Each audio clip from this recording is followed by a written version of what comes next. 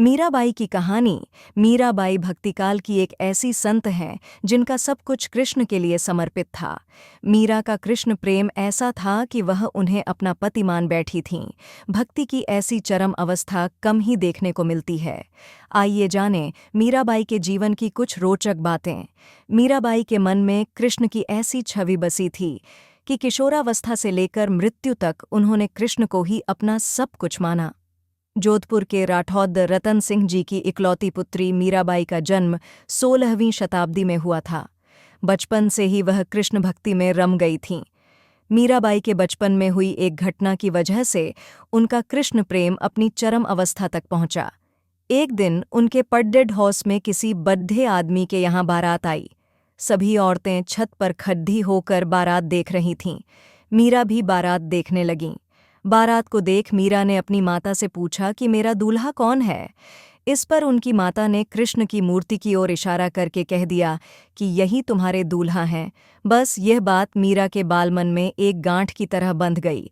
बाद में मीराबाई की शादी महाराणा सांगा के पुत्र भोजराज, जो आगे चलकर महाराणा कुंभा कहलाए, से कर दी गई। इस शादी के लिए पहले तो मीराबाई ने मना कर दिया, लेकिन जोर देने पर वह फूट फूट कर रोने लगीं। शादी के बाद विदाई के समय वे कृष्ण की वही मूर्ति अपने साथ ले गईं जिसे उनकी माता ने उनका दूल्हा बताया था। ससुराल में अपने घरेलू कामकाज निबटाने के बाद मीरा रोज कृष्ण के मंदिर चली जातीं और कृष्ण की पूजा करतीं, उनकी मूर्ति के सामने गातीं और नृत्य करतीं। उनके ससुराल वाले तुलजा भवानी यानी दुर्गा को कुल देवी मानते थे। जब मीरा ने कुलदेवी की पूजा करने से इनकार कर दिया तो परिवार वालों ने उनकी श्रद्धा भक्ति को मंजूरी नहीं दी। मीराबाई की ननद उदाबाई ने उन्हें बदनाम करने के लिए उनके खिलाफ एक साजिश रची।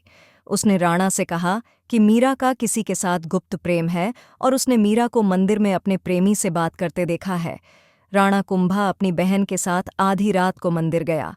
वह मंदिर का दरवाज़ा तोड़कर अंदर पहुंचा और देखा कि मीरा अकेले ही कृष्ण की मूर्ति के सामने परम आनंद की अवस्था में बैठी मूर्ति से बातें कर रही थीं और मस्ती में गा रही थीं। राणा मीरा पर चिल्लाया, मीरा, तुम जिस प्रेमी से अभी बातें कर रही हो उसे मेरे सामने लाओ। मीरा ने जवाब दिया, वह सामने बैठा है, मेरा स्वामी नैन चोर, जिसने मेरा दिल चुराया है, और वह समाधि में चली गईं। इस घटना से राणा कुंभा का दिल टूट गया, लेकिन फिर भी उसने एक अच्छे पति की भूमिका निभाई और मरते दम तक मीरा का साथ दिया। मेरे तो गिरिधर गोपाल दूसरो न कोई, जाके सिरमोर मुकुट मेरो पति सोई। छांडरी दई कुल की कहानी कहा करे कोई, संतन ढिग बैठी बैठी लोक लाज खोई। अंसुवन जल सींच सींच प्रेम बेली बोई, दधिमथि घृत कारहि लियो डारी दई छोई। भगत देखी राजी भई, जगत देखी रोई। दासी मीरा लाल गिरिधर तारो अब मोई।